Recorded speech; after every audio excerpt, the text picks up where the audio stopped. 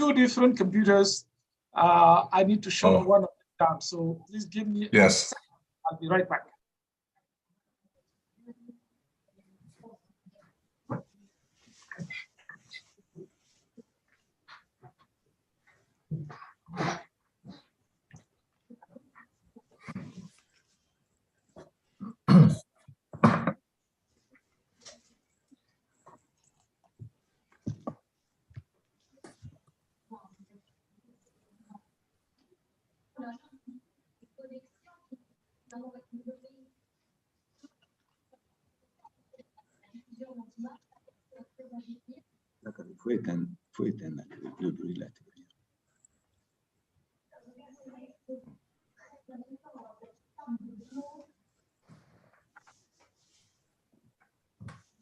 Hi, Roger. Hi, Danny. Good to see you. Nice to see you. Roger, I found your note on decentralization quite interesting. Thank you. A lot of institutional detail that you, as we always say, the devil is in the detail. And exactly, the devil is there, and I found a few demons. Yeah, I'll say, very interesting. Yeah. Okay. I don't know if it works better now. If you guys can see me. You look great. Yeah. And Thank you. I can tell you're in Cambridge. Yeah, well, so thank you so much. I mean, Joe, I know you had to cancel or postpone an interview to join us. And Roger, I know some family family program which you had to kind of postpone to join us, and Andreas in Germany and everybody else in Cameroon. And Danny, I can see Danny. Danny in an exotic city called Cambridge, Massachusetts. Thank you. The People's Republic. Yes.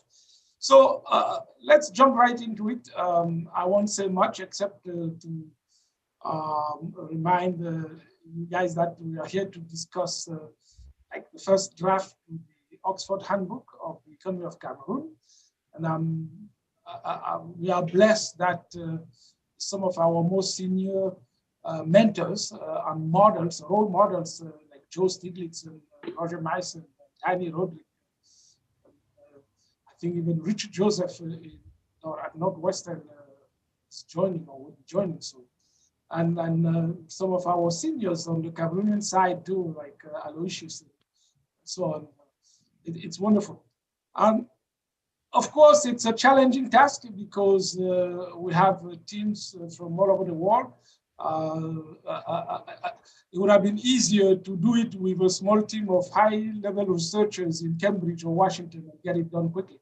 But I always think that it's important to connect bright African researchers and economists and social scientists to the leading lights in the field. That's why I wanted Joe and Roger and Danny and others to join us even for a few minutes and share their thoughts about Africa. So let's start. Joe will speak first for, I think, about 10 minutes. He has agreed to take a few questions before going to other matters. Danny will also speak after that, and then we'll have Roger. I know Roger has to leave around after the first hour or so. So we'll make sure that he can speak. I have an hour and a half. I'm here for an hour and a half. Oh, that's wonderful. That's so generous of you, Roger. Thank you very much. So I don't need to introduce Joe Stiglitz. Joe Stiglitz is Joe Stiglitz. One of my former bosses, Kaushik Basu, once introduced him by saying something which I like.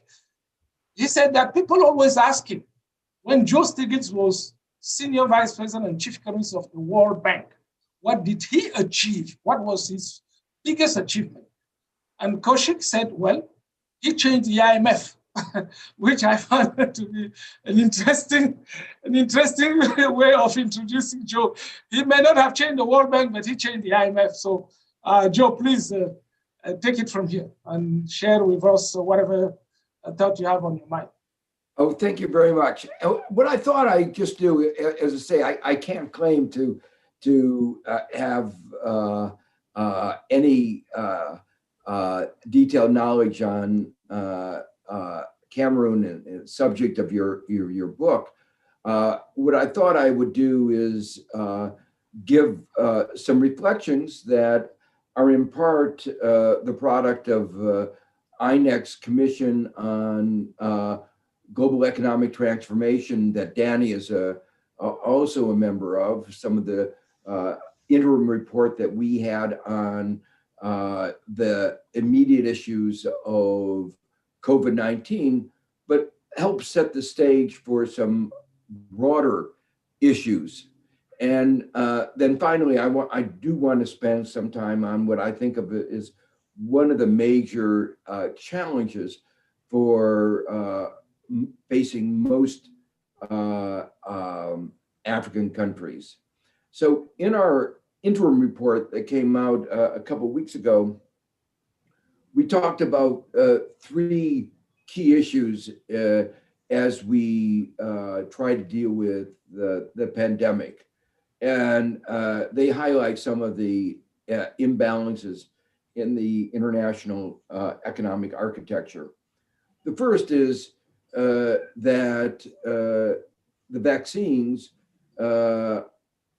which are and other medicines, which are absolutely essential for controlling the COVID-19, are available in the advanced countries, but not in the poorer countries. While President Biden talks about July 4th being our day of independence from COVID-19, when enough Americans will have been vaccinated that we will have achieved some kind of herd immunity or it will be under control. The fact is that there are many African countries that not have a single jab or very, very few.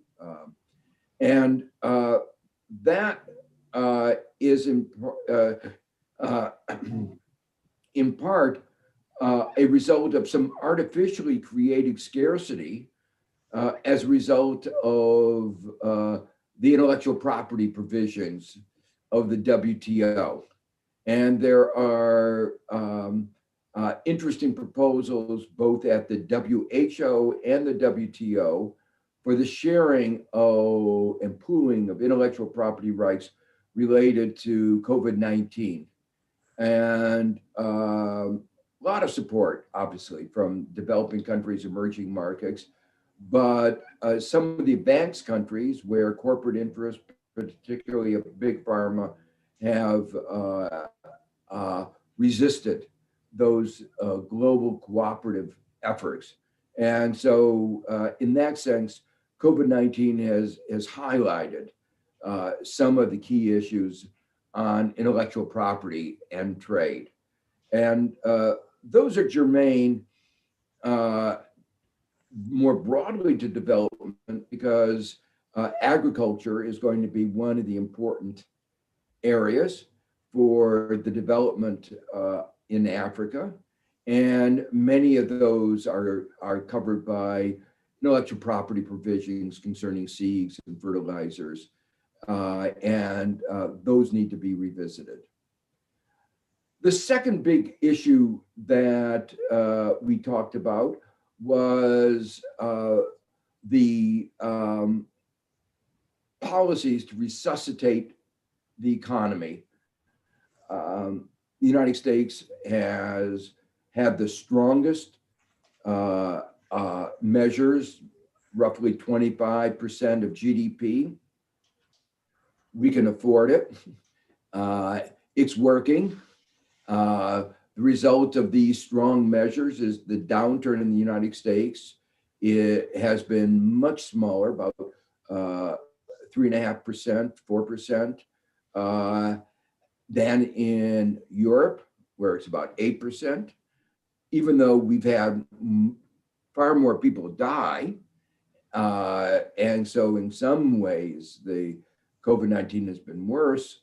The economic fallout has been smaller. And I think it has to do with the massive size of the US fiscal response, even though our fiscal response was not well designed. I don't think it was as well designed as that in many other countries, New Zealand and New York. Unfortunately, small developing countries don't have the resources. And there are two issues. The first is more resources have to be made available to them. And they are the initiative of the IMF issuing large amounts of special drawing rights, the IMF money, 500 billion of SDRs, roughly equivalent to 650 billion US dollars, would be of enormous benefit, particularly if the developed countries who don't need the money recycled their SDRs to a trust fund for the developing countries and emerging markets. There already is a trust fund, an arrangement for the least developed countries within the IMF, but that needs to be expanded, and there are discussions at the IMF right now on how to do that. So that initiative was blocked by Trump, but Janet Yellen has now endorsed it. The initiative for the expansion of SDRs. There needs to be a reform over the longer term, and there is support in the US Congress for the issuance of $2 trillion of SDRs, especially among the Democrats, and whether that will happen or not is yet to be seen. The second issue, though, is a little bit more complicated, and that has to do with the many developing countries that have needed to turn to the IMF for assistance in the midst of the pandemic. And while the IMF, you mentioned before that there's been a reform in the IMF, and we've now had 3 heads of the IMF who've really represented a very major change: Strauss-Kahn, Christine Lagarde, and now Kristalina. And they've come out very strongly pro fighting poverty, against austerity. Many of the programs, if you look at the detail, have austerity embedded within them. There seems to be a disjunction, as often happens, between the top and what actually happens on the ground. Something that Celestine, you will have, I'm sure, noticed when you were in Washington. And Oxfam has highlighted some of these discrepancies, and I think they need to be addressed.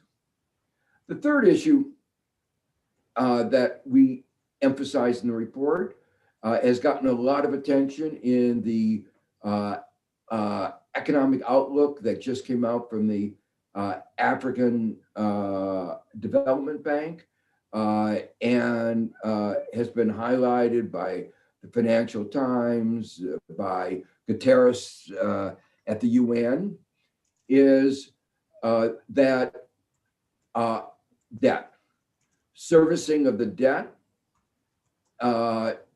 takes resources away that could have been spent for health, education, development that for the revival of the African economies. And in the aftermath of the 2008 financial crisis, I chaired a commission appointed by the President of the UN General Assembly that recommended the creation of a sovereign debt restructuring framework, a international bankruptcy court. The UN endorsed that. The General Assembly endorsed that in 2014. In 2015, overwhelmingly, they endorsed a set of principles to guide that kind of process. The unfortunate thing, just a few countries, I think it was 6, opposed it, but they happen to be the most important countries, the creditor countries, including the United States and the UK. Um, so in our commission, in our INET commission report, we urge something to be done about that on an urgent basis, and over the long term, something to be done about creating this international framework so that this is going to happen again. We know that we've had these problems of debt over and over again. They become more and more complicated because it's now just not just a few banks and a few countries. There are many private sector lenders, corporate bonds. China has entered, not a member of the Paris Club. And so the complexity and the lack of transparency presents a real challenge. And so one of the things that there is legislation being discussed in some of the creditor countries to encourage, you might say, facilitate, force the private sector to cooperate more extensively in the debt restructuring. We know from the past that there's been a history of too little, too late that has prolonged the problems with one debt restructuring followed by another. So these are all issues that are critical right now in an urgent way. The final issue I want to talk about is one long-term, and it's the following.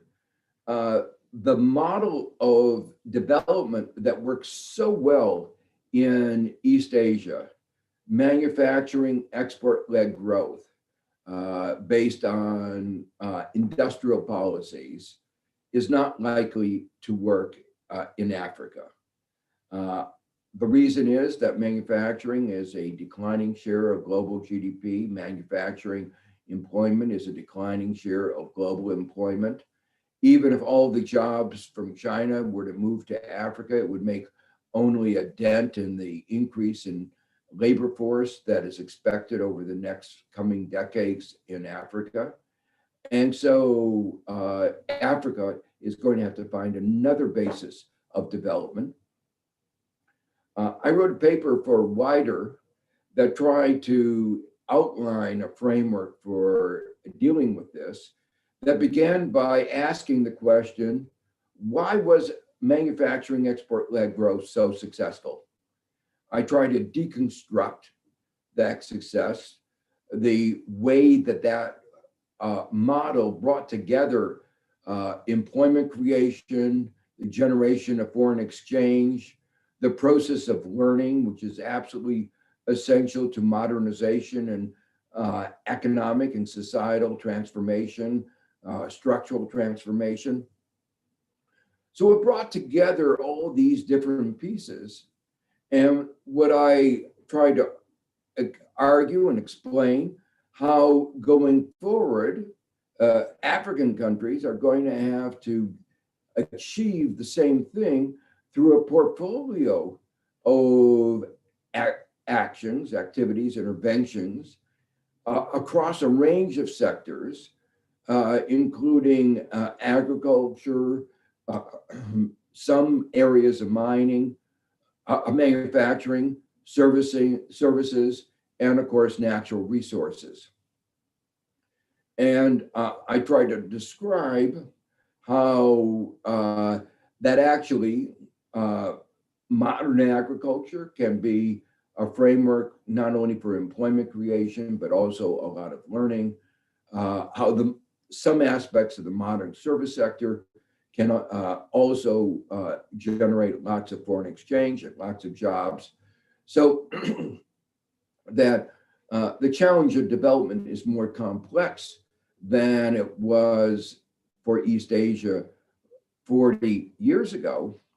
But that if one tries to understand what was the basis of the success of East Asia, one might be and some of the institutional frameworks that work there, one might be able to identify strategies that might help African countries succeed in their development in the coming decades. So with that, let me open it up for questions. Thank you so much, Joe. Big 3 points are well taken. It's wonderful. We'll take maybe three questions, but let me just say, I wanted to stay completely quiet, just be the timekeeper, but you're so provocative in what you said that it's impossible for the Cameroonian in me to resist. On debt, on Africa's debt, well, if you look at global debt and look at Africa's debt, look at global GDP and look at Africa's GDP, I think that the concern and the fears are very often overblown. Africa's debt is still, I don't know, I have the numbers, but you deal with this parallel. But the main point I wanted to say about the debt and your call for restructuring, which I agree to, is that there is a fundamental problem which I see with the debt sustainability analysis framework, which has not been paused. And having spent 3 years on secondment from the World Bank to the African Development Bank, I was able to see a lot of things which I was missing from Washington, D.C. The real sources of the debt, the real determinants of the debt, the huge security expenditure aspect, for instance. There are some African countries that currently devote 50% of their budget to security expenditures. That's maybe an extreme case, the case of Chad, but from Algeria, the Minister of Finance of Algeria gave me numbers. The Minister of Finance of Kenya, I identified 18 African countries which are really dealing with very serious fundamental structural security issues, which makes them really, put them in a terrible position. So I think that the debt sustainability analysis framework, which is currently being used, which has been used for 20 years now, it's being revised every 2-3 years, but they are not capturing really some of the key elements. In fact, I would like to write an op-ed piece, maybe with you on that at some point, if you have time. So let me make 3 comments on that. First, the average level of debt may not be a problem, but particular countries have real debt problems. So when you're looking at this, you can't use averages. You have to look at the particular countries. Now, the second thing is that I've been a big critic of the standard framework for debt sustainability. One of the real failures of that standard, IMF debt sustainability analysis is that it assumes, it ignores the interaction between the policy framework and the growth rates. Typically, the growth rates are assumed exogenously, where in fact, the degree of austerity is a critical variable in determining the growth rate. And there's been some progress in reforming debt sustainability analysis. Martin Guzman, who is the Minister of Economy of Argentina, and Argentina, of course, is a country that has been at the center of the debt discussions. He and I wrote a paper for an NBR paper in the context of rethinking debt sustainability for Puerto Rico, which happens to be America's largest colony. And we call it a commonwealth, but it is a colony. And we try to illuminate how you should do a debt sustainability analysis correctly. It's complicated, it's a fixed point analysis, but except in terms of mathematics. But I think we had some success with the IMF in getting them in their debt sustainability analysis for Argentina in the context of the debt restructuring to a much better place. And then the third issue that you raised is how is the money spent? And obviously that's a critical issue. Unfortunately, in some of the African countries, there are real security problems. And, one of the countries that I'm very fond of is Mozambique. And the fighting in the north of Mozambique right now seems to be very vicious, and securing the boundary, the borders, is really difficult. But there's been a lot of corruption in that country as well. So, and we all know that one of the things that several reports have highlighted is the extent to which money has been leaving Africa in corruption.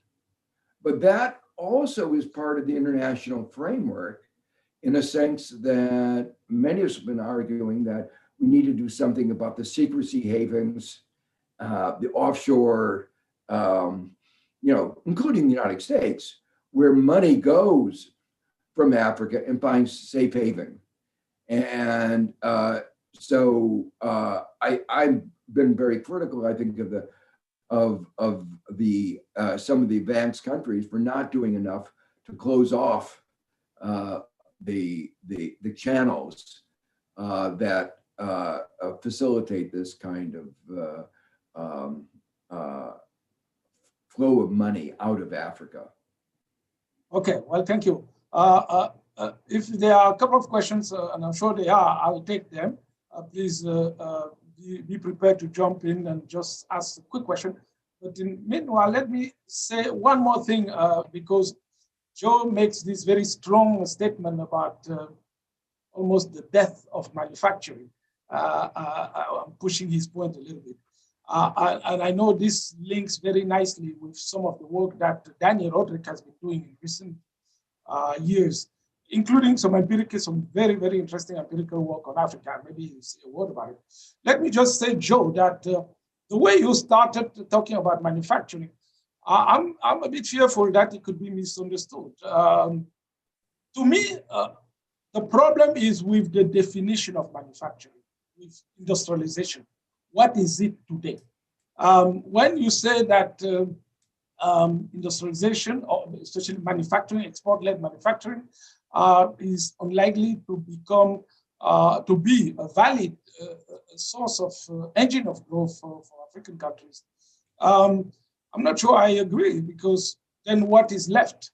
And then when I heard you speak more, of course, I know your thought on this at this point 5 years ago when I invited you in UNIDO to give a keynote address there. The problem is the definition. I think that you may be taking a very narrow definition of manufacturing at the beginning.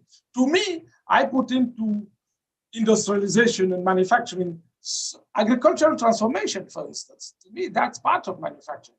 And also, and I will push even to some of the modern services which have become tradable beyond borders.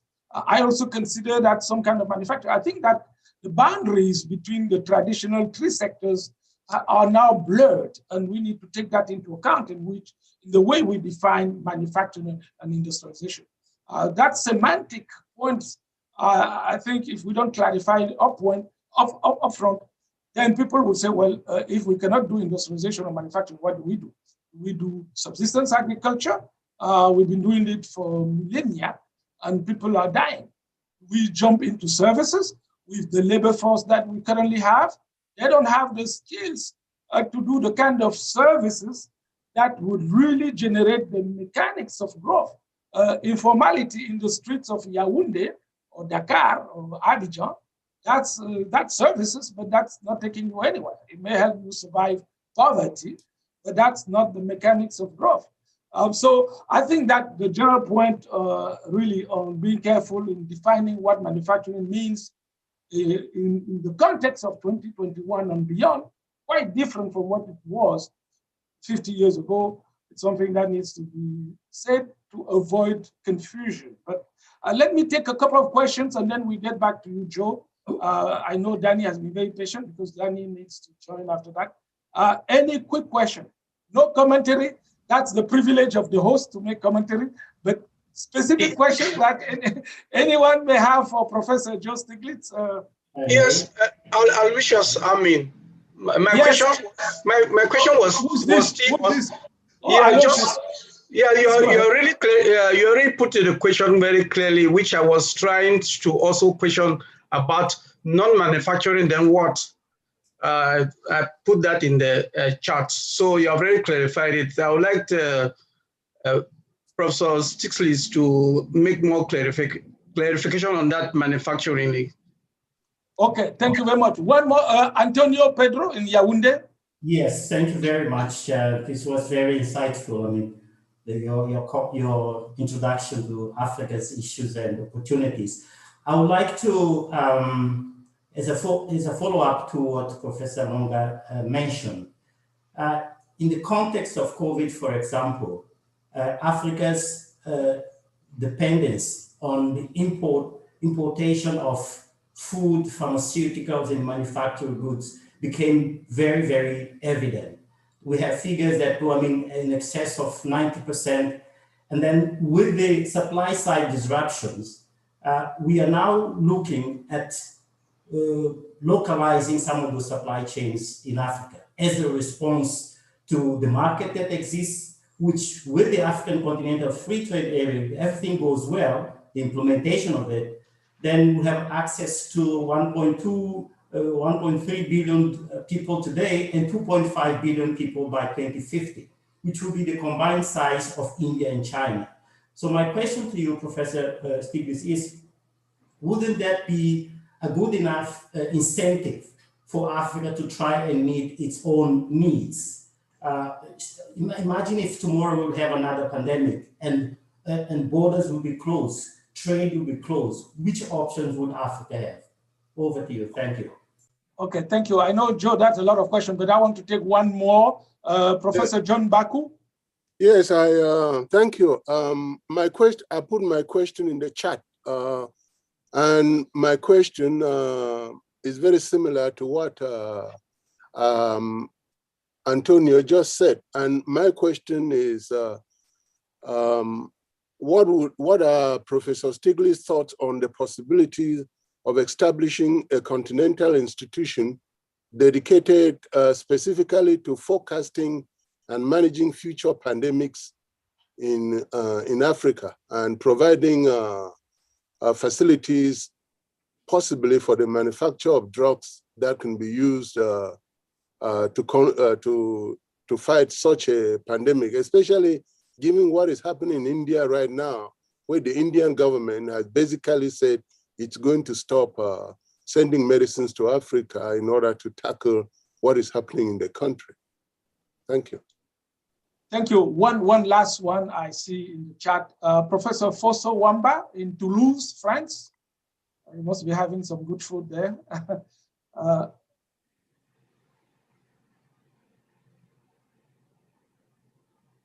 If you can unmute yourself, Samuel Fosso Wamba, and quickly ask a question. Yes, thank you very much, Professor Monga. So I put my question in the chat.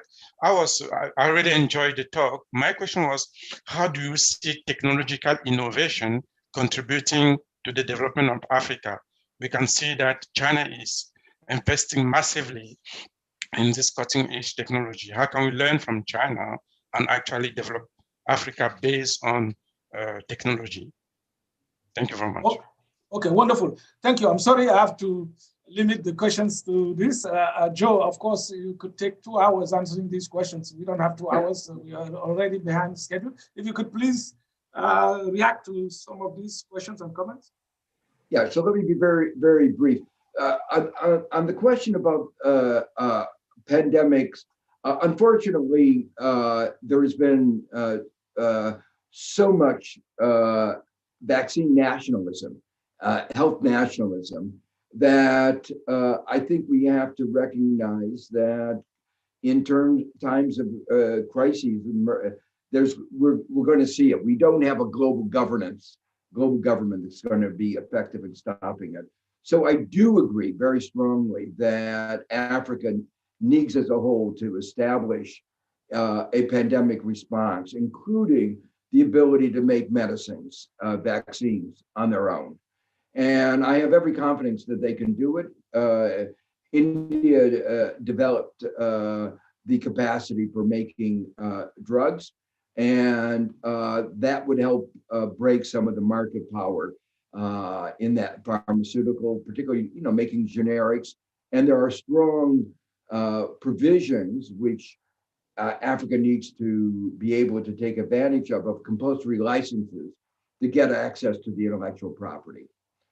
The issue on innovation is one I was going to touch on very briefly. One of the concerns, the broader concern, is that AI and robotization is going to lower the global price of unskilled labor. And that's been one of the big assets of Africa and other developing countries. And so one has to recognize that technology may have global distributive effects.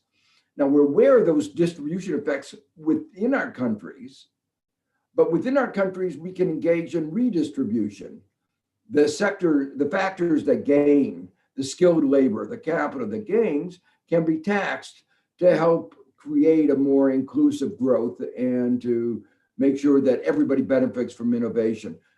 Cross-border redistributions are much more difficult.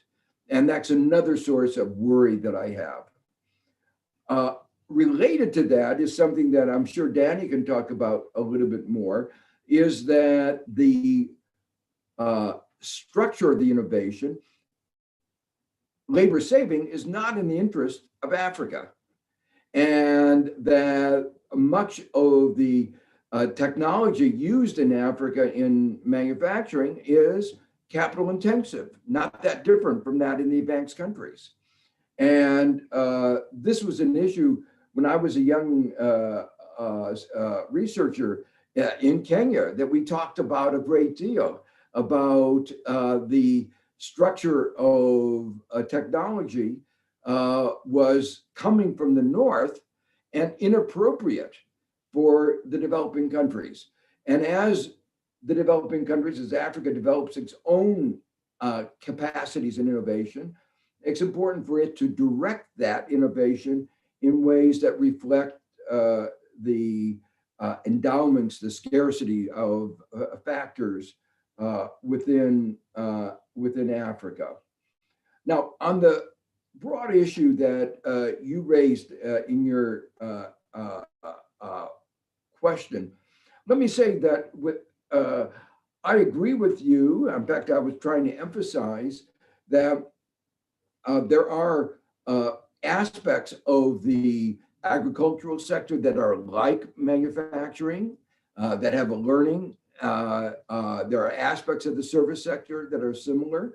So but they're still agriculture, they're not manufactured goods. If they're still services, they're not manufacturing goods.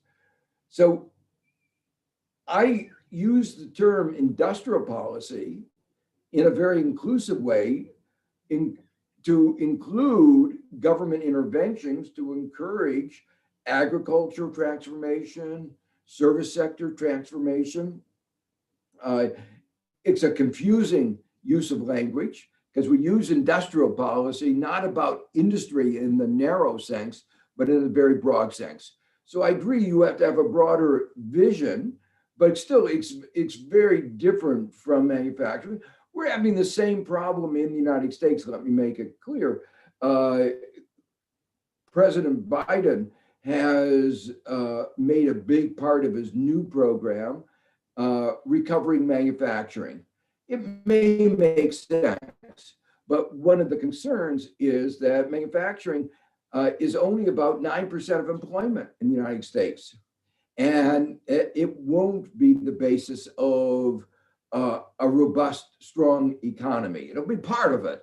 And I think he is rightly concerned that we saw in the pandemic a lack of resilience in our manufacturing sector, and we need to strengthen it. But we have to realize we're not in the middle of the 20th century. We're in the 21st century.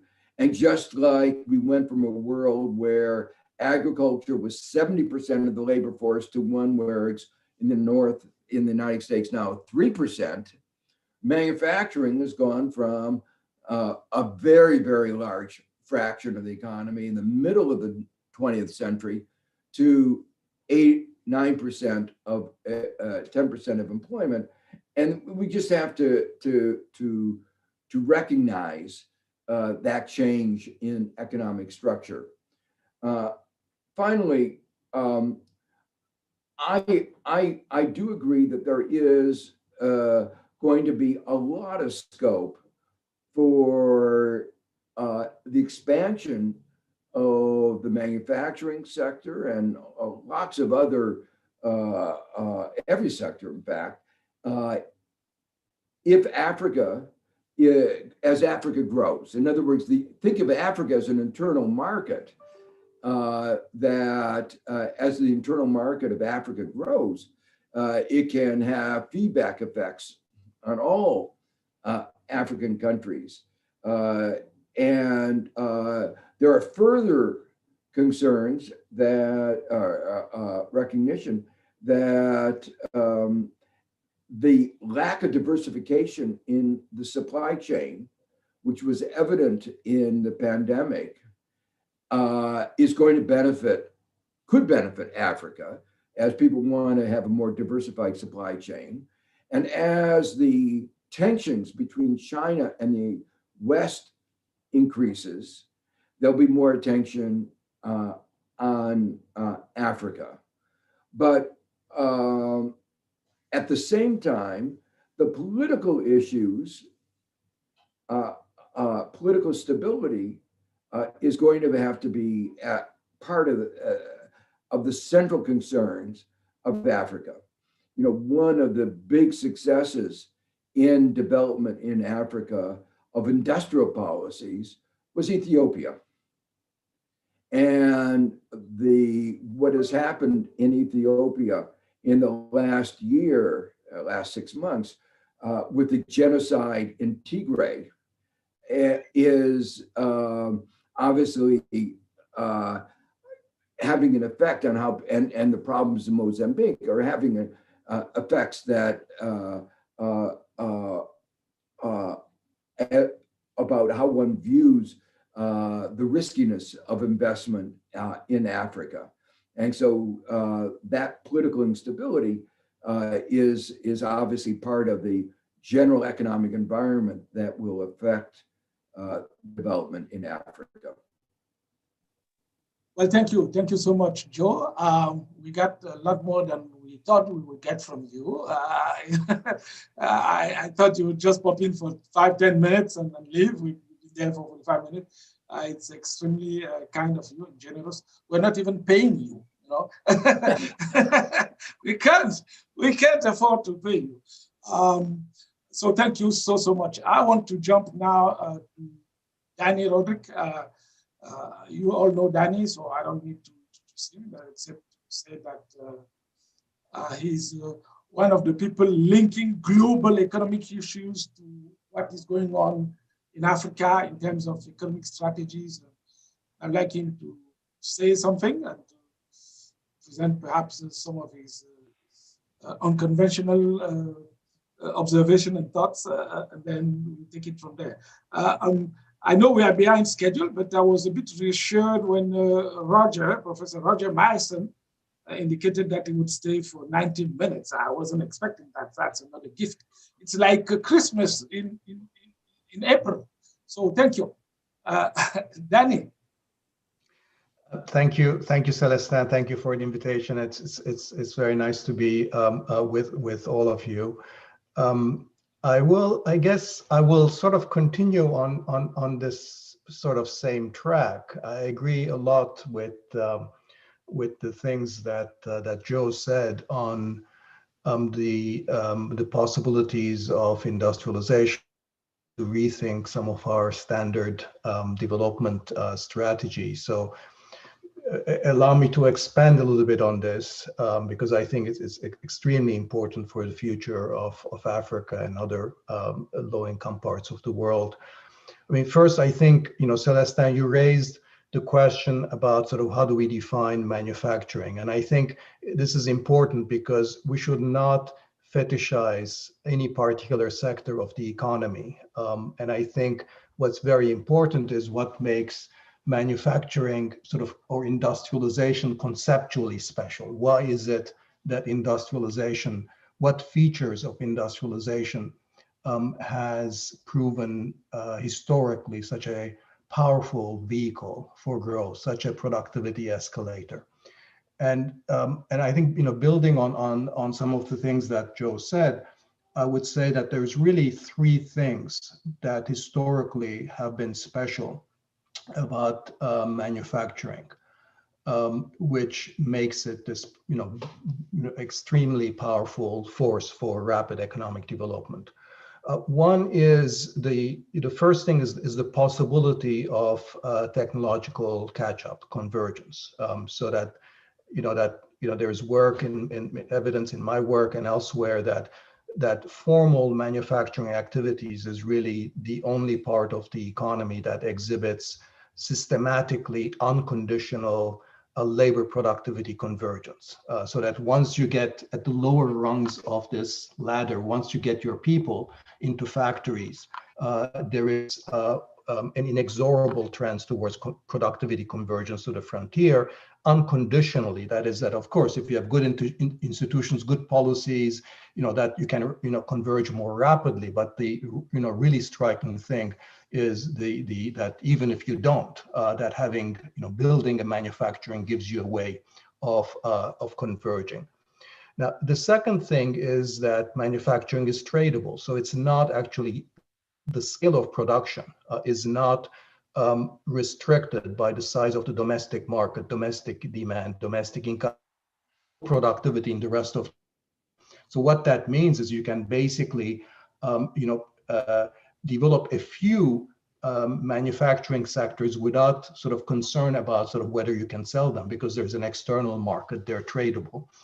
So there's no constraint on the supply side, on the demand side. And the third feature is that traditionally there has not been much constraint on the supply side either, because traditionally manufacturing has been labor intensive, which is what poor countries are abundant in. So you can draw a lot of workers into manufacturing from the countryside, from the informal sector. So you're not constrained on the demand, you're not constrained by the availability of resources to expand manufacturing, and you have this productivity machine, a convergence machine. This is taking those three things together, really makes for, if you get the minimal number of things right, it gets you fundamentally very rapid growth as you're drawing more and more of your people into manufacturing from low productivity activities to not just a higher productivity activity, but a higher productivity activity that's also on this productivity escalator. This is very powerful. Now, what has changed, and why I think why I'm sort of skeptical, and I think I'm going to mirror Joe's skepticism here, the productivity technological dynamics have not changed. So the first feature, if anything, is more operating more powerfully. Tradability, I don't think as much as there is sort of, a backlash against globalization, some tendency for, towards increasing trade barriers. I don't see this as a fundamental constraint to economic development going forward. Let's remember that on a country by country basis, the vast majority of export-oriented industrialization growth miracles actually took place before the 1990s, when trade barriers in the advanced countries were fairly high compared to what came after the 1990s. So yes, we have China, but before China, we had Japan, we had South Korea, we had Taiwan, we had Singapore, Hong Kong. These are the old countries that experienced this sort of very rapid growth rate, when in fact accessing, the advanced country markets was considerably more difficult. And not only that, there was a series of sort of, increased barriers, multivariate arrangement being the most, well known in the 70s against garment and textiles. So I don't think, the tradability has changed either. What has changed is the nature of technology. That is the ability of manufacturing to absorb a lot of low-skilled labor. I mean, I was struck, you mentioned, Celestin, some recent work that I've done with co-authors. We looked at two countries, Ethiopia, which is by far, the most significant success in industrialization in recent decade in Africa, and Tanzania, which has a much lower share of manufacturing employment in GDP. What's striking is how tiny the formal sectors in those countries retain. So it's not that they're not productive, they're productive, but they're not absorbing employment. And the reason for that is they're very capital intensive, they're very skill intensive. It's as if now old manufacturing technology has adopted to factor proportions in the advanced countries. In other words, capital is cheap, labor is expensive in the advanced countries. So you have all the technology that's coming online is essentially capital and skill intensive technologies. And since developing countries like those in Africa are technology importers, so if they want to catch up with productivity in the advanced countries, the only way they can is by essentially absorbing capital goods equipment, which has been designed for factor prices and factor proportions that's completely out of line with respect to what their comparative strengths are. And so therefore we get this extremely dualistic, dichotomous structures in manufacturing in Africa, which is that you have some parts which are relatively productive on this productivity convergence treadmill, but they're not absorbing employment. The manufacturing that is absorbing employment is not going anywhere in terms of productivity growth because it doesn't use the same technology. And so that is, the issue. So the question becomes, what do we do? What are the alternatives? So again, let's not fetishize manufacturing. In fact, to the extent that the expansion of manufacturing takes place in very low productivity, informal economic activities, that's not the kind of manufacturing we want, because that's not really giving you the kind of expansion on this productivity convergence machine. So where else? Agriculture. I'm sure that there are a lot of possibilities in agriculture, in non-traditional agriculture. But I see it as sort of very difficult to imagine agriculture in the future as a labor-absorbing sector, right? Because what you want to find jobs for sort of the growing youth bulge in Africa. Agriculture, one way or another, is going to be sort of releasing labor, not absorbing labor. And in most other countries where non-traditional agriculture has done well, in Latin America, for example, those sectors also have been very capital intensive, so it's not going to be really labor absorbing. Services, I think services are very huge hodgepodge of different kinds of things, and there are certainly some tradable services that have the similar kind of productivity characteristics to manufacturing. But again, those tend to be very skill intensive by African standards, and that's why, if you look at countries outside Africa which have done well in tradable services like Philippines or India, they remain actually relatively small. They're not really driving growth necessarily in those countries because there's this mismatch between what the skill requirements of those industries are and what the skill endowments of the economy is. And that's the fundamental conundrum. So there is, much of the employment will have to come from essentially sort of domestic services that are not tradable. And that's much harder to achieve sort of across the board productivity growth. So the kind of industrial policy that Joe was talking about, I think we'll have to pay much more attention to the non-tradable services, the education, health, personal services, the care economy, retail, and this is much harder. It's not like just getting, building a competitive toy industry, or building a competitive wig industry, or building a competitive industry in t-shirts. So this is much harder, which I think is why I think sort of the sustainable growth rate in countries, as even when they're doing most everything right, will be significantly lower than what we've seen before. That doesn't mean that there's not going to be convergence. I think you can still converge with the rich world if you're growing at 3% or 3.5% in per capita terms. On a long-term basis, this would be very good. Historically, on a historical basis, would be very good. But you're not going to get 5%, 6% growth rates, which many countries in Africa got used to in the pre-pandemic period. So in that sense, I think that the pandemic itself is not necessarily a rupture as much as an accelerator or a exacerbate of many trends that were already taking place. And I think we do need to rethink our development models. I think it'll have to be based much more in the domestic market to the extent that the African countries can integrate within themselves. That might be a good thing. It'll be much more based on services, I think. It'll be much more based on sort of, building up a domestic middle class. I think it's very important because I think domestic demand will be very important. And as long as you have very polarized countries and societies, that's not going to be very conducive to development, not just for the usual reasons, but also for the reasons of creating a sound, stable sort of demand base for productive local services. But let me just stop here. I hope I have not been very pessimistic, but I hope you have a productive day and actually a couple of days discussing these issues. Well, thank you very much, Danny. It's very nice. I very much like the way you frame that and picking up from Joe's insight.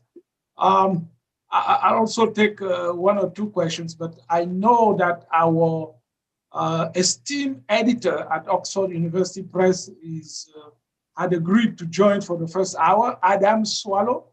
Adam is a great editor and a good friend, and working together for many, many, many years on several books and handbooks. One of the reasons why I wanted to organize this workshop was also for Adam and to be exposed, at least to be connected to some of our bright researchers, and we have many of them online. And I'm hoping that beyond this workshop, beyond this handbook, some of them will come to you, Adam, with some great book proposals that I would strongly urge you to consider favorably, because they are great thinkers and researchers. And that's also one of the big reasons why I wanted to organize this. Of course, for them to hear Joe and Danny and Roger Myson. We have some great game theorists online, like Eric Bahel. Roger had his Nobel Prize for his work on game theory, mechanism design.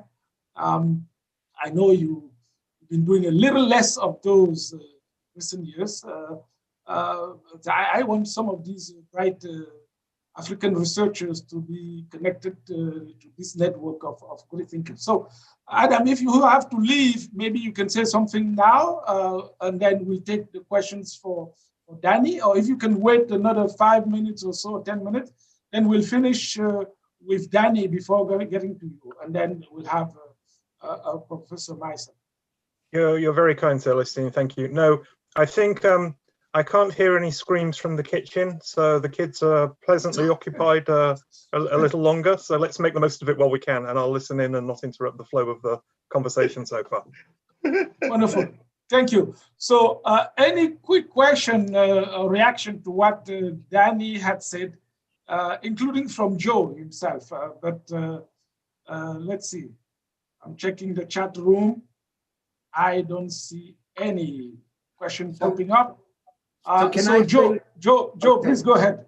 Okay, I just want to make one comment, which is one of the differences between manufacturing and the service sector and agriculture is that manufacturing enterprises tend to be large compared to the size of the enterprises in agriculture and the services.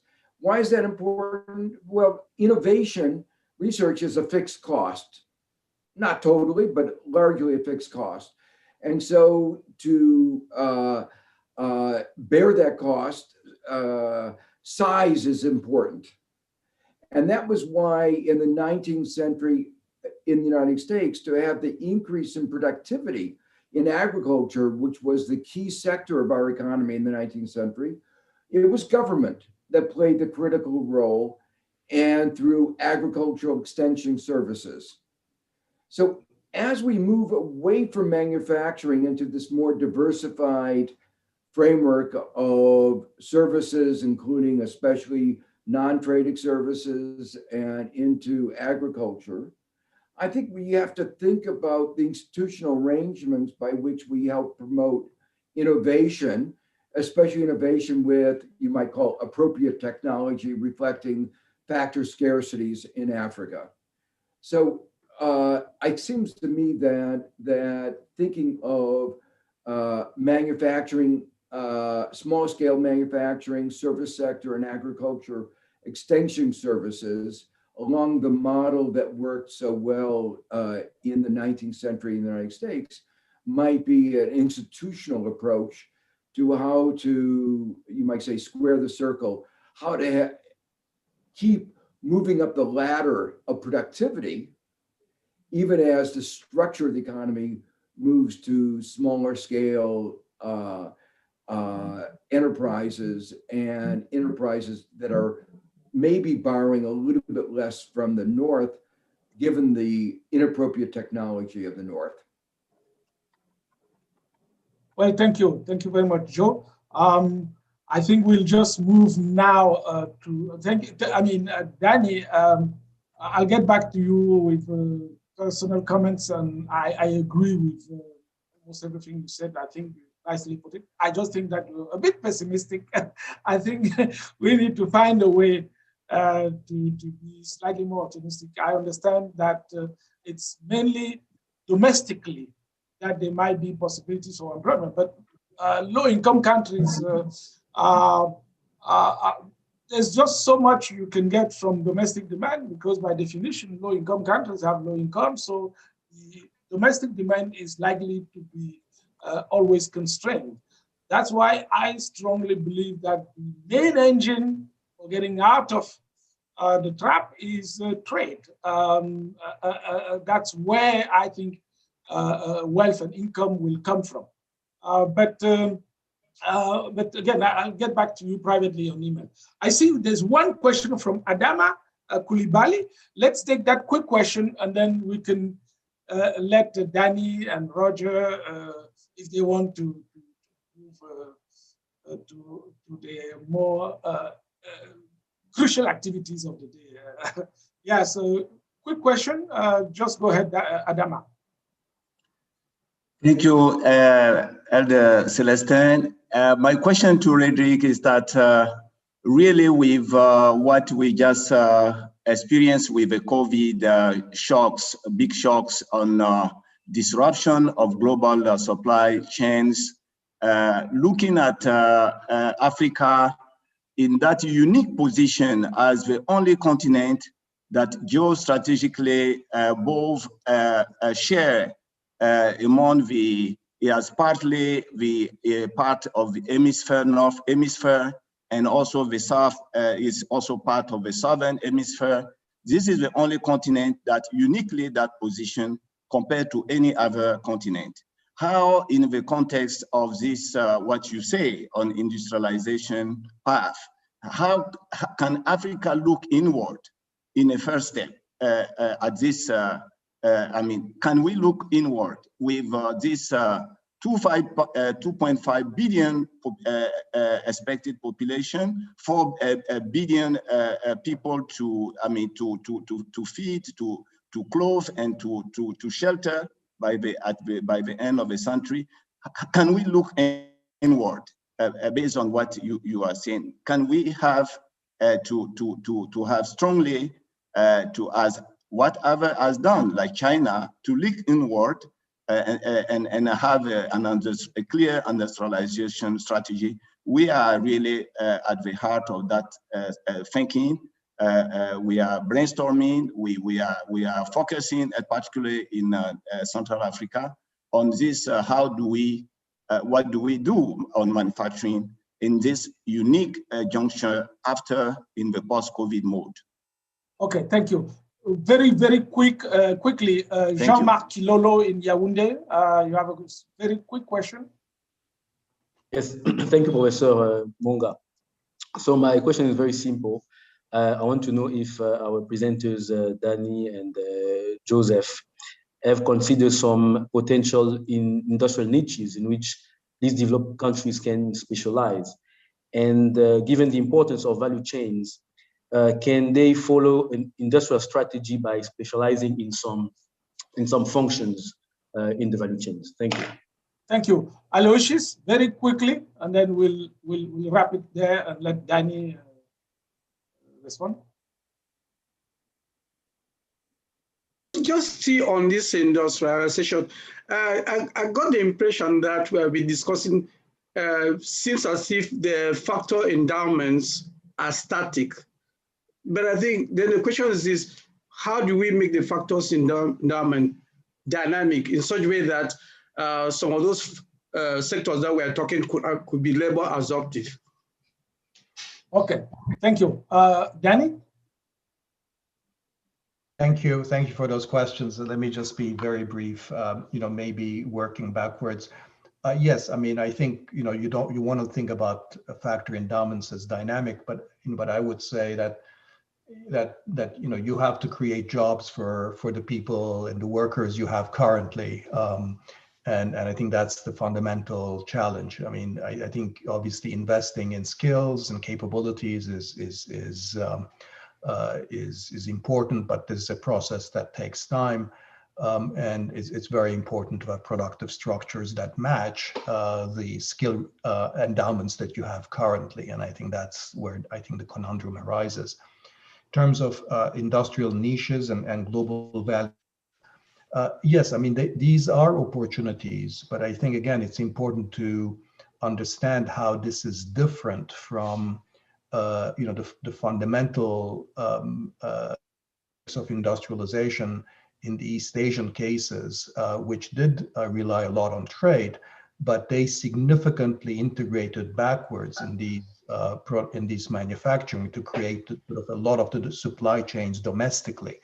And that's really where manufacturing industrialization takes root, because it's not just just a tiny segment of being part of a global value chains. And that's part of the disappointment with global value chains is in fact how little employment they've created in developing countries, because yes, on the one hand, it becomes easier to access global markets simply by plugging yourself into these global value chains. On the other hand, the developmental or growth payoff is much less, because that segment is essentially becomes a kind of an island. It's very poorly integrated with the rest of the economy. And finally, with respect to sort of look, should we look inward? I would, I think, I would say rather than, think about it as looking inward, think about it sort of, furthering real integration, market integration within Africa. And I think probably the biggest payoffs to regional integration in Africa is in terms of infrastructure, common infrastructure, whether it is power, whether it's transport systems. I think that's where, there are significant gains for much greater economic cooperation and integration in Africa. To get the benefits of the market size, you would really, in terms of encouraging import substitution and a purely trade kind of a sense, you'd have to put up very high barriers against imports from the rest of the world. I'm not sure whether the efficiency cost of that would be worth the additional industrialization it might promote. So I would think about it as essentially regional integration in the sense of providing collective public infrastructure, collective public goods, collective peacekeeping, keeping sort of good governance and solidarity. I think those are fundamentally important things. Thank you so much. I see there are additional interesting questions, but we don't have time. Landry Bikai in Yaoundé is asking Joe and Danny if there's a particular place for macroeconomic policies, monetary and fiscal policies in this whole process of industrialization and transformation. Pierre Nginke, who is a professor in Georgia, is asking about, not Georgia in Asia, but Georgia, United States, is asking how do we handle the mega trends like population growth? Is there a demographic dividend to be leveraged there and things like that? So I don't know, Joe, if you want to perhaps say something, or before you and Danny, you're welcome to stay, but I know you have many other things to do, so you're welcome to exit whenever you want. But if, Joe, you want to say something. Okay, well, I agree with everything that Danny said, and particularly in response to the last set of questions. Let me just focus on the macroeconomic issue. One of the critical factors determining growth, particularly with respect to global integration, is the exchange rate. And managing the exchange rate is very important. So that's where macroeconomics comes in. And one of there are two aspects of it: the level of the exchange rate and the volatility of the exchange rate.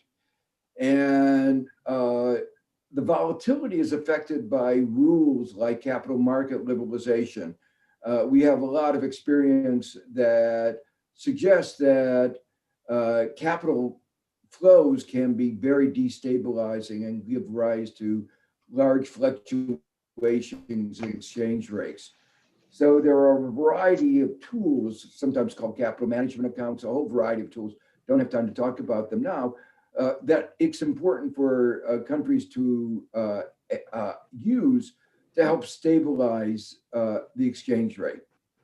In terms of the overall exchange rate and broader macroeconomic policies, I think it is important to the extent that one can to promote domestic savings. That reliance on foreign exchange, borrowing in foreign denominated currencies, adds to volatility and leads to higher exchange rates, which are, may lead to. So it's important. One of the aspects of East Asia that was important was keeping their exchange rate competitive, that allowed them greater access to foreign markets. That was important in their development strategy, and especially in this learning process that Danny emphasized in his talk. Well, wonderful.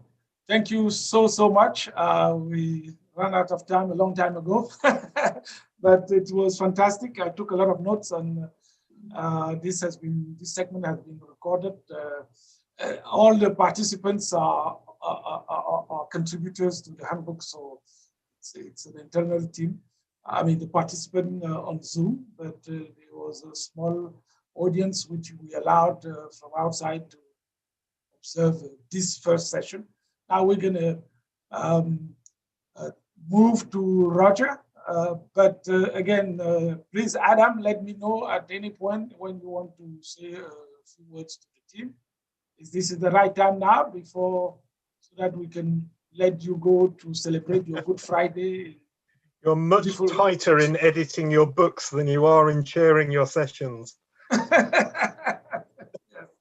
Yes. Carry on.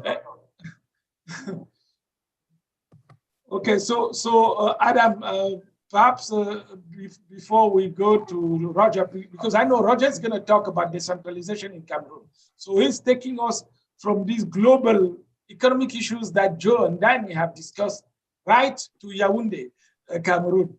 So maybe before we ride with Roger, Adam, you want to say just a few words of general guidance to the team and explain a little bit what the handbook series is and what these researchers, most of them haven't written a chapter in the handbook. They are doing a great job. I've already received a number of drafts which are quite good. So maybe it's the right time for you, Adam, to take a few minutes.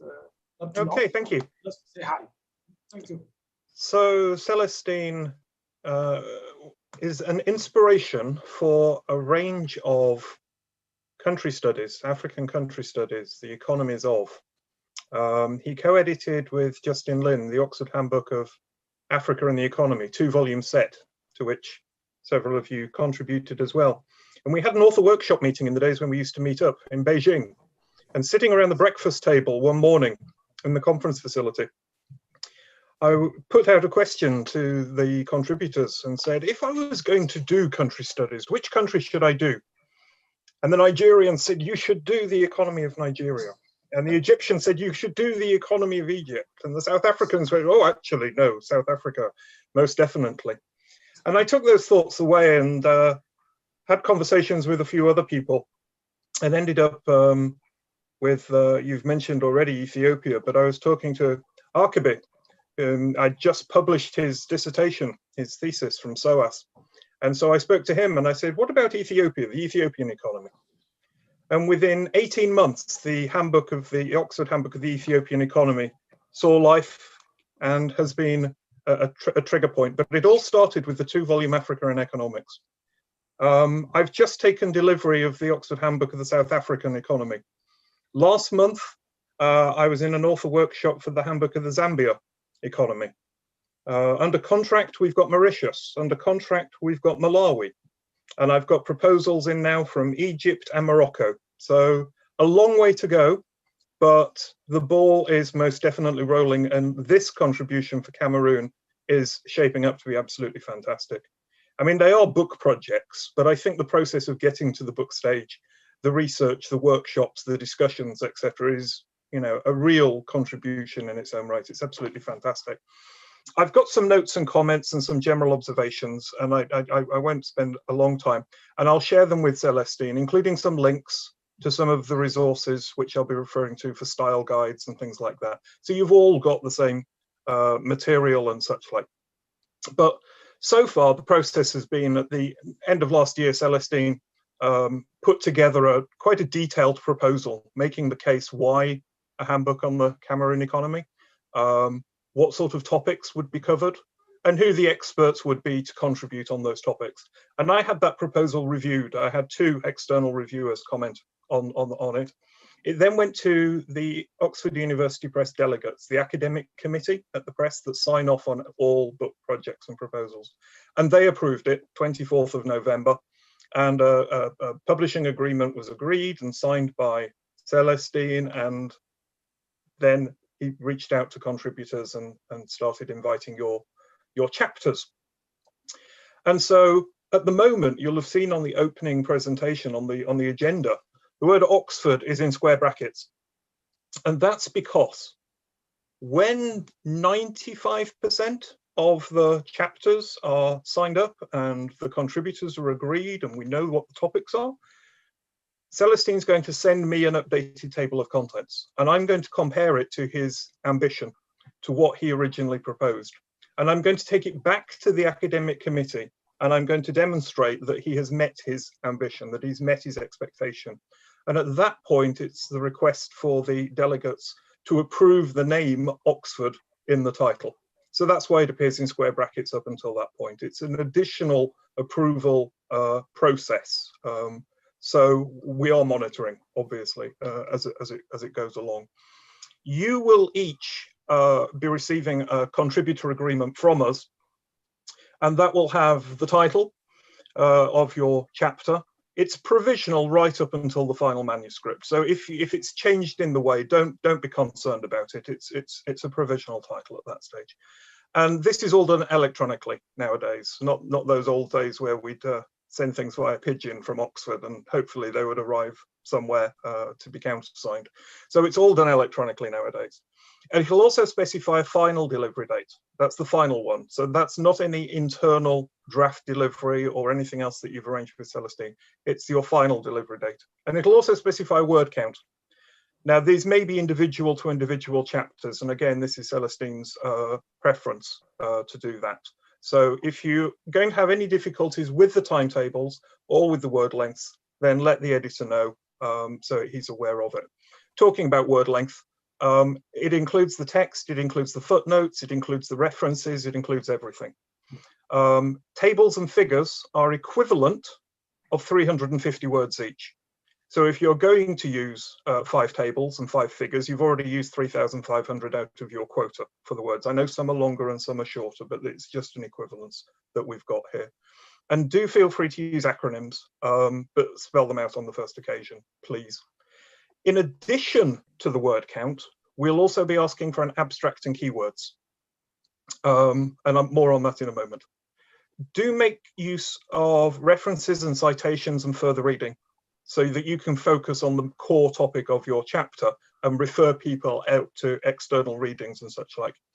And it's often helpful, and I'm sure Celestine, because this will be his 4th handbook, there's an opportunity to share chapters amongst yourselves as you're discussing them now and such like, so you can make cross-references, so you don't need to be repeating what might be covered more detailed or more specifically in another chapter as well. Do be aware of how you're using terminology and definitions and how they might be understood in relation to the other chapters. Is there consistency or divergence in your opinions? It's fine, you might not all agree. That's great. But also look at your data and question the quality of the data as well where necessary. And are you all using the same sort of data sources, or are you drawing different data sources, etc.? That's of interest. And also, if you're using a base year for the data, are you agreeing amongst yourselves what that should be? Try and make your chapter titles descriptive, not catchy for their own sake. And use the descriptive headings in the text as well, because it helps readers to appreciate the key points that you're trying to make, and the coverage and the framework, and to navigate through the work, because so many of these things are read online nowadays. People will dip into it. Be specific about countries and regions that you're referring to. So don't write in the last 2 decades. You know, be specific, since 1985, that sort of thing. And just as a caution, I keep repeating it, start referring to this as a chapter, not as a paper. You know, it's a chapter and it's part of a much bigger picture. Headline alert, be aware of your sources and your citations, and start clearing permissions for any that you're going to use, because we can't do anything for production until we've got the permissions cleared.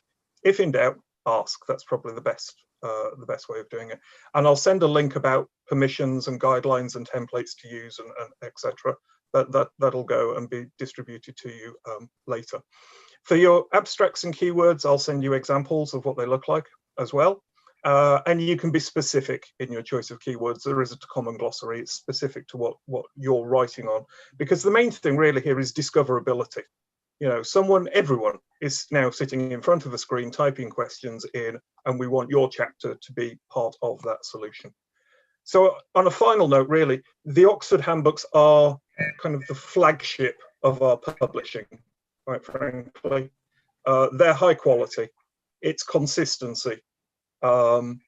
And with the name Oxford in the title, I mean, I know we're famous for a dictionary as well, but the Oxford Handbook of the Cameroon Economy, it's got the word Oxford in the title as well. And they do attract scrutiny from many within the press as well as externally.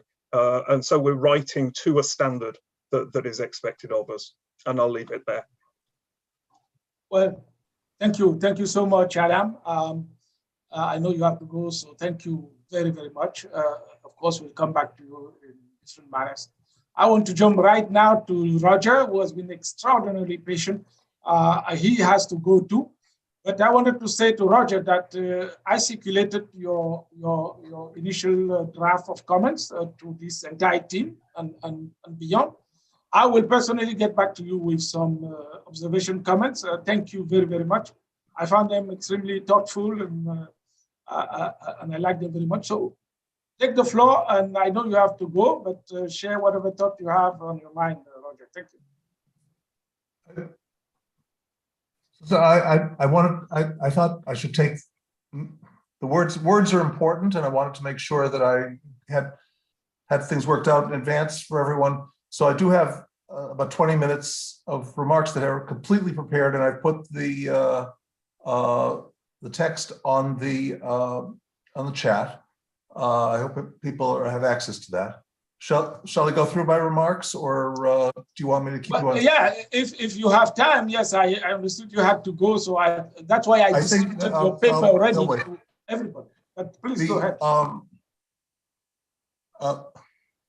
I have an introduction to say how important this subject is. There are three main points of the analysis in response to Celestine helping me to access materials so I know how about to study the recent decentralization in Cameroon, and I want to talk about three main points, which will be the popular election of the municipal councillors,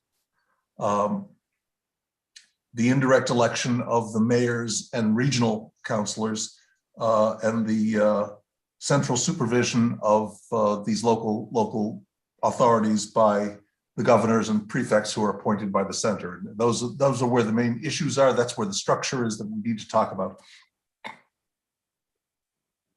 I should say, before I begin my prepared remarks on the discussion today, I think a couple of things. Celestine talked about the high cost of security in many countries in Africa that are facing separatist or insurrectionist movements. And the best way to inoculate a country against separatism, I believe, is a responsible, well-resourced system of municipal councils that are broadly representative of their populations at this what Cameroon is the municipal council level, average population maybe 100,000, and we talked about what does it take to make resources dynamic, and the answer, of course, is investment, and investment depends on governance, and governance begins again with a responsive local democracy that gives a broad sense of broad subset of the population a sense that they are empowered and protected by the country, and autonomous local accountable local government that lets people know in the community that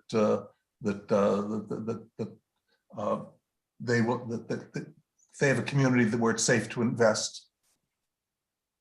So Cameroon's decentralization law of 2019 asserts, and I quote, that decentralization shall constitute the basic driving force for promotion of development, democracy, and good governance at the local level. Those are fine words. I would emphatically agree that decentralization can be a driving force for development, democracy, and better government for the people of Cameroon. Unfortunately, I have enough concerns about key provisions of the Cameroon decentralization law and the electoral code that I cannot be optimistic about the realization of this great potential that the law asserts as a promise. To have real hope of achieving the promise of this sentence in the decentralization law of 2019, I would suggest that some points of the decentralization law need to be amended, as well as some points of the electoral code. And I'll try here to summarize the most important of these points. Successful development depends on local public goods that are provided by officials who are accountable in the communities that they serve. Moreover, successful democracy depends on the supply of political leaders who have good reputations for exercising power responsibly in public service. And autonomous local authorities can be the best place to develop such competitive democratic leadership. Autonomous, responsible local government is a place where many people get opportunities to control public resources and apply them to public service. And some do badly and some do well, but the ones who do well get a reputation that can raise them to higher levels of power in a decentralized democratic nation. But an established national leader might not want to face competition from local leaders who've proven their ability to provide better public service. And so we should not be surprised if an incumbent president's approved decentralization system would actually not encourage the development of popularly trusted local leadership, which should be the most important goal of the decentralization reform. Please let me give you one brief historical comparison to my own country, the United States of America. We should note that the national leaders who wrote America's Constitution in 1787 had absolutely no realistic option of limiting the opportunities for autonomous leadership in the provinces. They could not have written a centralized constitution because effective democratic governments had been established in the 13 provinces of the nation over a century before the creation of national government in America. I would argue that the greatness of America has depended overwhelmingly on one fact, that America's provincial governments were established first, so that the decision about whether to approve the constitutional powers of the new national government was directed by the provincial leaders. Imagine if Cameroon's constitution at the national level had been subject to approval first by a process that was directed by the provincial leaders of the country. What would it look like? Not like this. It would be the reverse of this. In Cameroon, the order is the reverse of what the United States had. The incumbent national leadership exists now and has directed the decisions about which powers to grant to local and regional governments. So the resulting weakness of local political institutions might not be surprising, but the people of Cameroon should know that they deserve a better decentralization reform. The new local political system in Cameroon establishes institutions of local government at two levels, in local municipalities and the regions. I use the English term municipalities. They talk about them as municipal councils. I'm not sure what the name of the geographical footprint is. It's called the council is the footprint, also the land of the. So I will use municipality. It means rural district or a subset of an urban area. And as I say, there are 360 of these municipalities. The nation is divided, as you know, into 10 regions. And I understand that there are about 360 municipalities, some of which have been reaggregated back into to urban cities. Between the local municipalities and the regions, each region has been administratively divided in Cameroon into between 4 and 10 divisions or departments, départements, and there are 58 of these divisions or departments in the nation. The election of the municipal councillors is the only mechanism for democratic political accountability in Cameroon's new local political system. The local mayors and the councillors of the regional councils are indirectly elected by the municipal councillors. So any hope for promotion of democracy in the decentralization system depends completely on the election of the municipal councillors, as no other local officials are accountable to the voters. The electoral code specifies that each municipality, depending on its population, must have between 25 and 61 councillors who have been elected by the voters for a term of 5 years. Each municipality constitutes one electoral constituency, and voters must vote for a list of candidates without indicating any preference for individual candidates within the party list. If one list contains if one list obtains an absolute majority of the local votes, then it wins all the council seats. Otherwise, the list with the most votes gets a majority, half plus one, of the local council seats, and the remaining seats must be distributed by proportional representation among the parties that earn at least 5% of the vote, including the majority party. For a list that earns a fraction of the council seats, those seats are assigned to its listed candidates according to a priority order that has been specified by the leaders of the party that sponsored the list before the election. First of all, let me say, the majority party getting all of the seats in the local councils, that's a bad idea. It is valuable to have at least some minority members of the council so that they can raise questions about ill-conceived policies. It would be better to allocate all the council seats by proportional representation, perhaps with a provision that the list with the most votes should have its share adjusted upwards to a minimal majority of the council if their proportional share would be less, so as to ensure, if that's desired, that a responsible party has one responsible party should have a working majority in the council. But the most serious fundamental problem in this local political system is that the voters are not given any opportunity to express their approval of any individual candidates. The vital benefit of decentralization for democracy should come from the cultivation of popularly trusted leaders in local government. That is the benefit. But this benefit vanishes when voters can only vote for a long list of candidates and cannot indicate anyone whom they would particularly trust.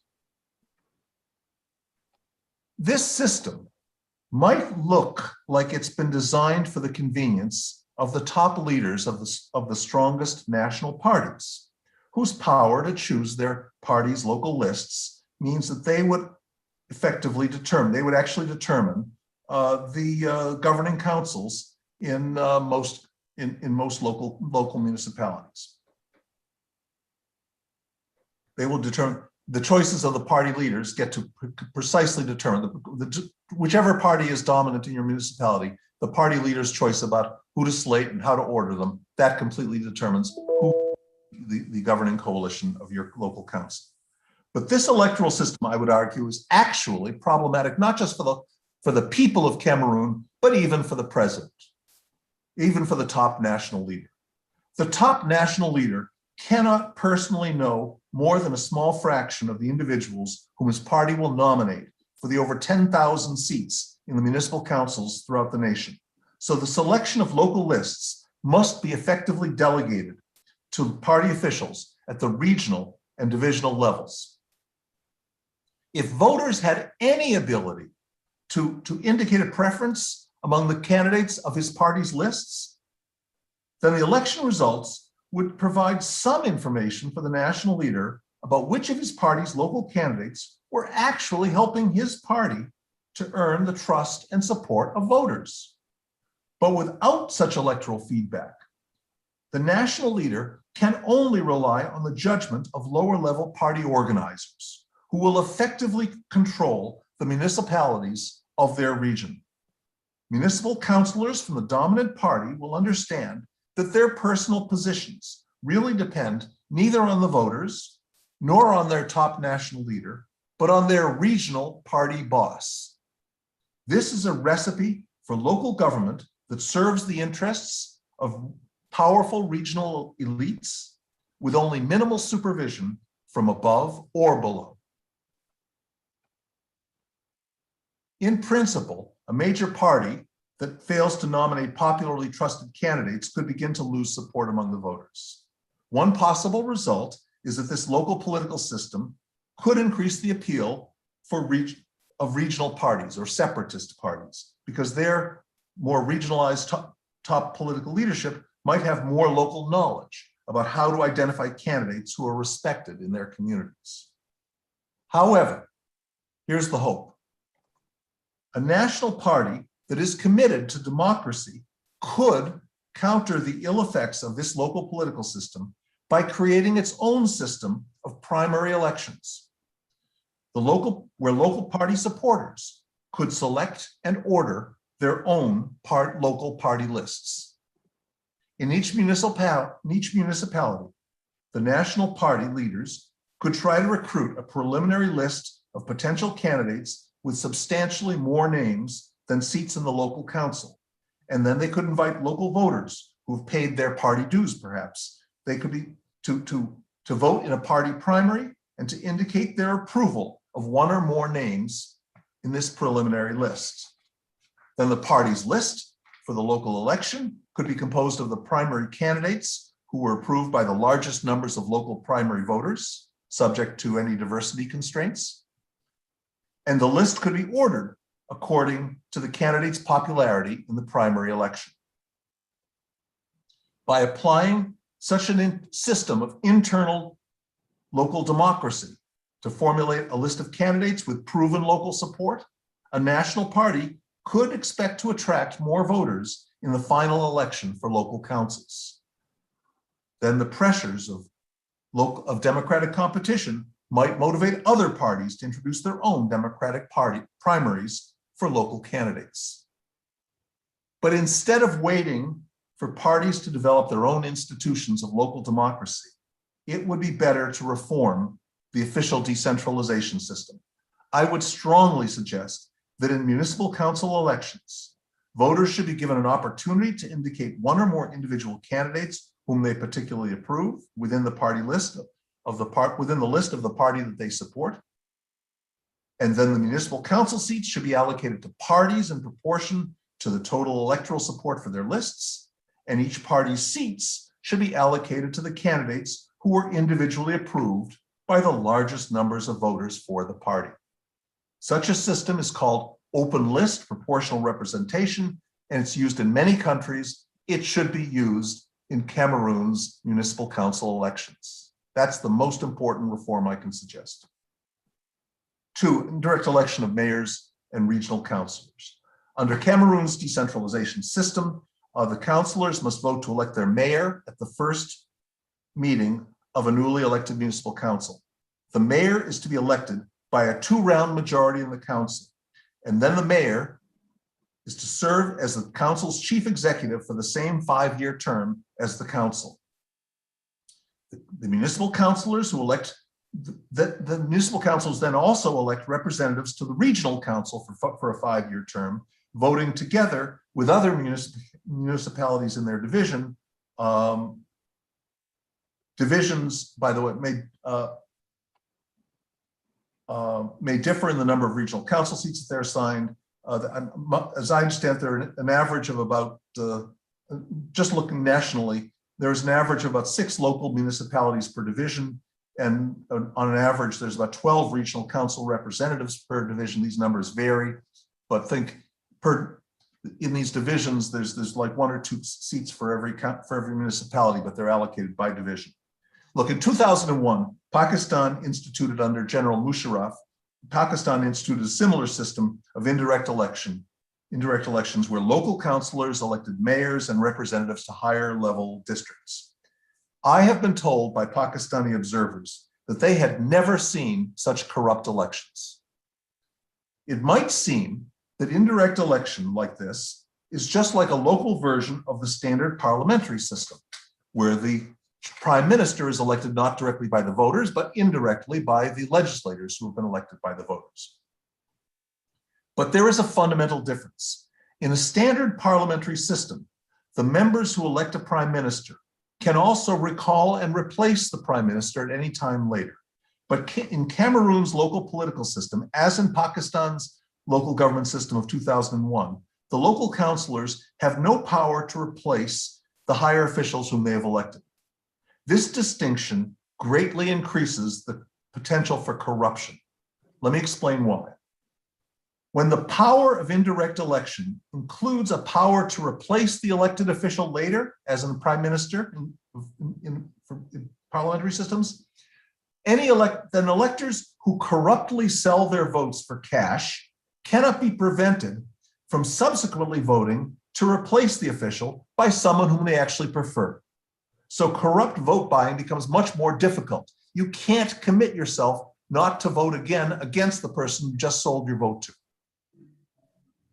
Thus, I would strongly suggest that Cameroon's decentralization system should be amended to add some provision by which the local councillors could replace their elected mayor or their divisional representatives to the regional council. 3, finally, the central supervision of local governments. Cameroon's decentralization law promises that the local and regional authorities, the municipal and regional authorities, will be given the powers necessary to promote local development, along with the resources and means necessary to exercise these powers. That's almost a direct quote. Indeed, the law specifies that funding for these municipal and regional authorities must be at least 15% of government revenue. It's worth noting that in Kenya's decentralization law in 2010, there was also a guarantee of at least 15% of national revenue being distributed to the local authorities. But After the first county governors were elected in Kenya in 2013, they joined together and successfully lobbied for more than doubling the county's share to 32% of the total budget.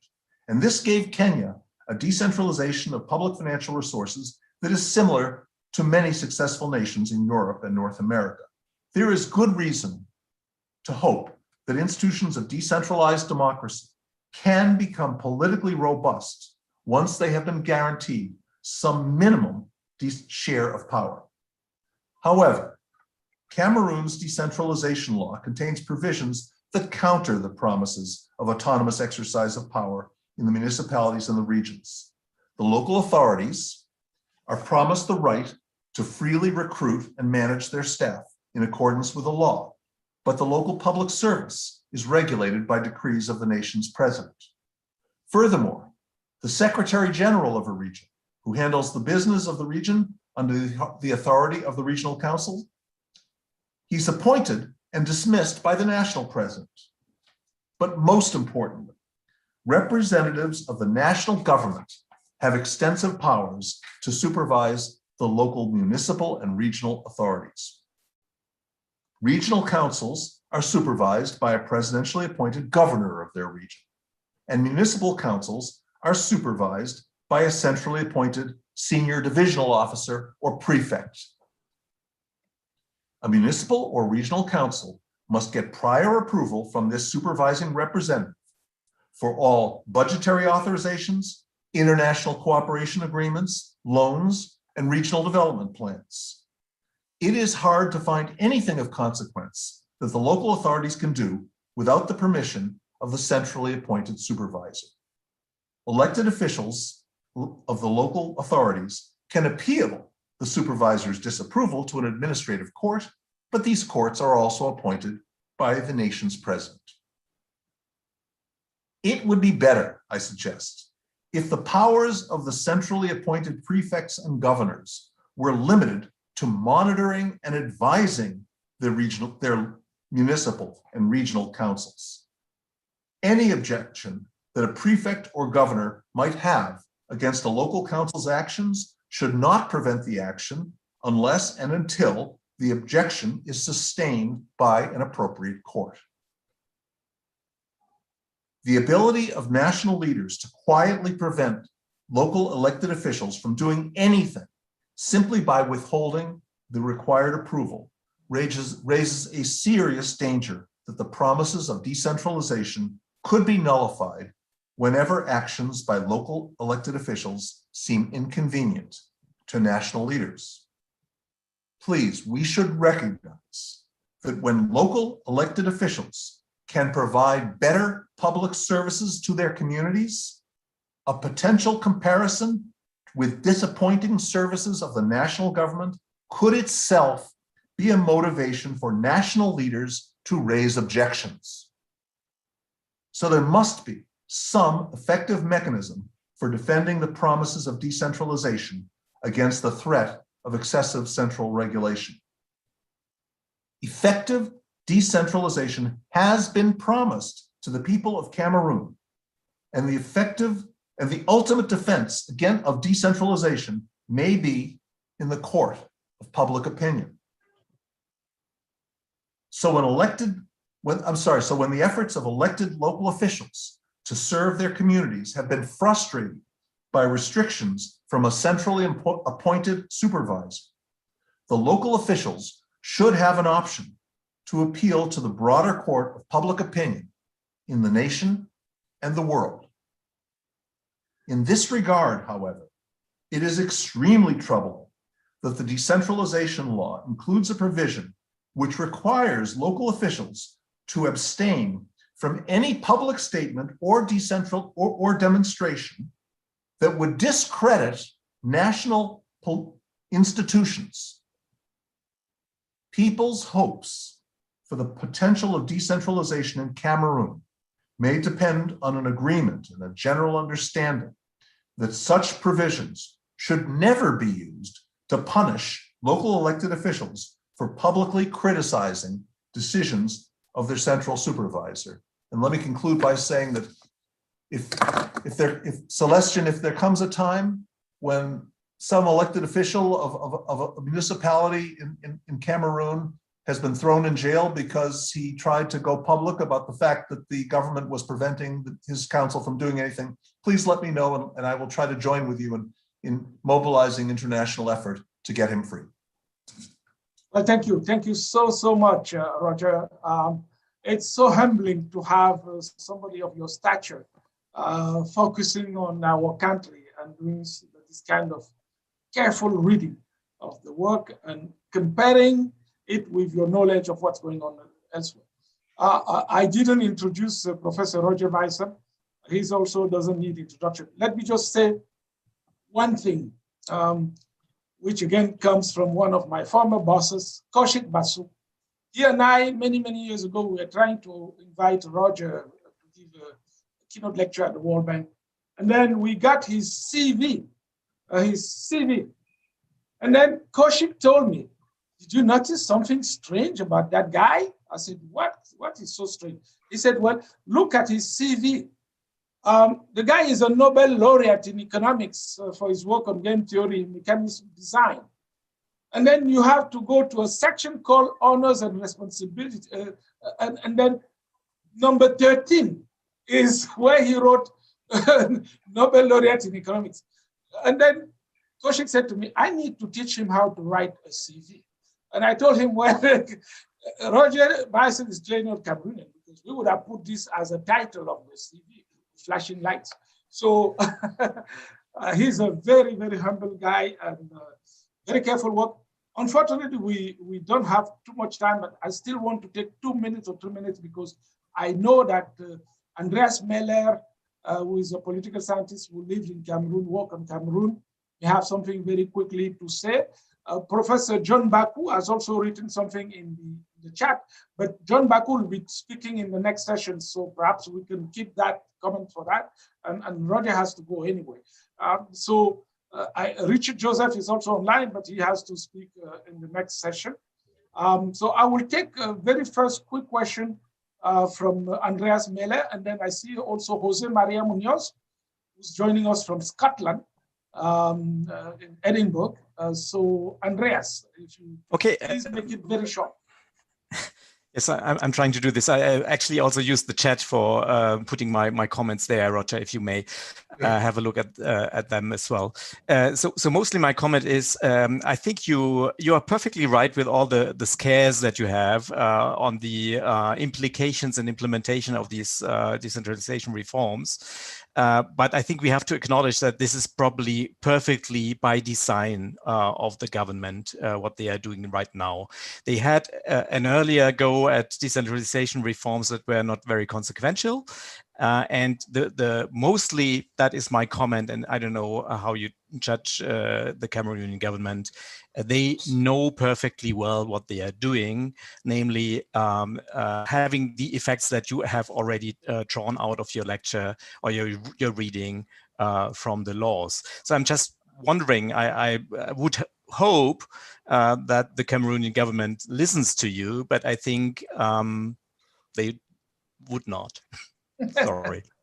I wanted to say, first of all, please, perhaps Roger, before you answer, let's see if we can have Jose Maria, perhaps one last person.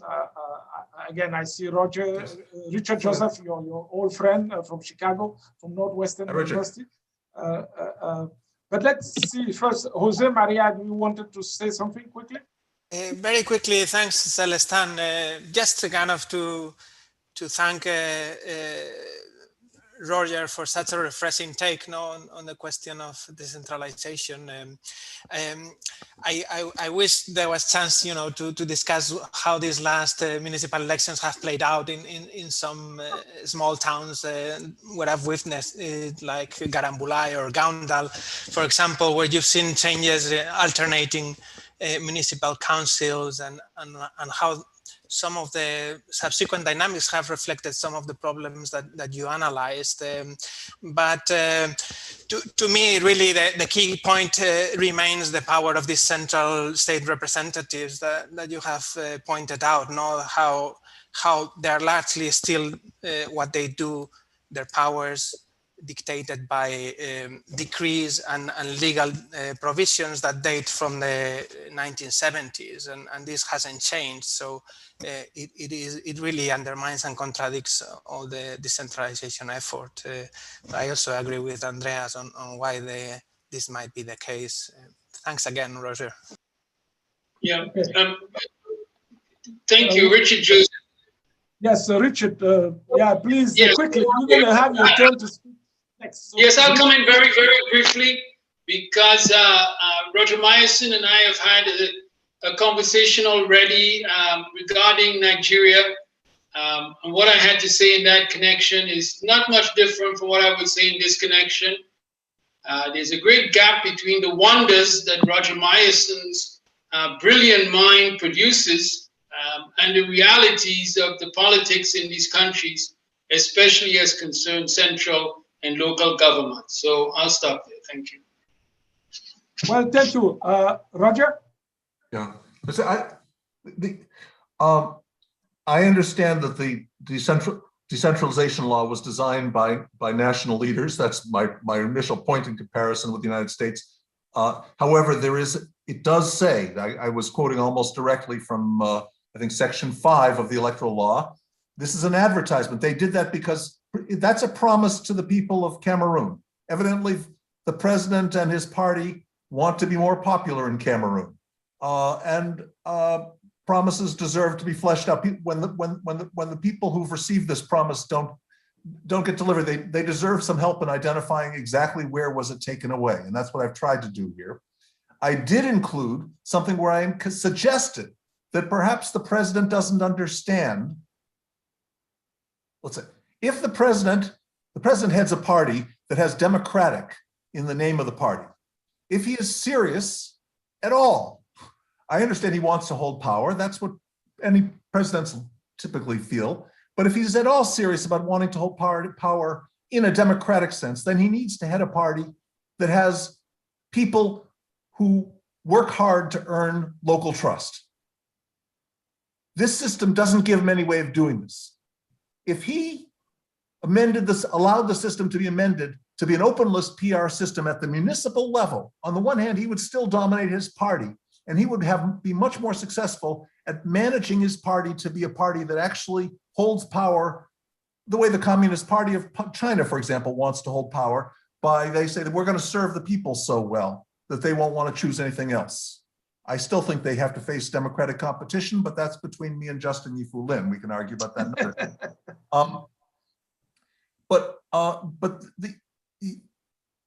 only if he's been completely content to supervise a party that governs by bureaucratic means, pursuing its own internal agenda without input from the general population. Should he want to stay with the closed list system that he has created at the municipalities, which totally suppresses municipal democracy? Let me just say, the Pakistan law that I referred to was created by General Musharraf, one of the military dictator in Pakistan, who understood that in order to have a stronger government, he needed to introduce some democracy, but if it was at the very local level, it was going to be safer for him as a national leader. And that's quite common. And it's actually not a bad thing. Democracy was introduced under dictators in England, under kings at a very local level. And that's the foundations of Anglo-American democratic traditions. And finally, let me just say, the power of the prefects has been in France since Napoleon, and it was only in the 1980s that they managed to reform and get the prefects off the ability to prevent to regulate local governments moderated on a decentralization reform there. So I understand these things are difficult. I simply want to try to, in a 6-page note, raise the issues of where the problems are, in hope that if anybody wants to advance debate in Cameroon, if they feel something is wrong, the perspectives of an American in Chicago might be of some use in identifying where are the first things that you want to change. Thank you. Thank you so much, Roger. It's more than the perspective of an American in Chicago. It's really a great contribution. I have some comments which I will send to you privately. I've also collected some additional comments, and I would encourage Andreas Jose, and any other who has read your piece, send me an email or to send that directly to you. So thank you, Roger. I know you have to leave. It's a blessing to have you and to help you support us. Thank you, Andreas. You also have to leave. I will now jump finally to session 1. We are late, but I'm sure we will catch up with some of the delays. Professor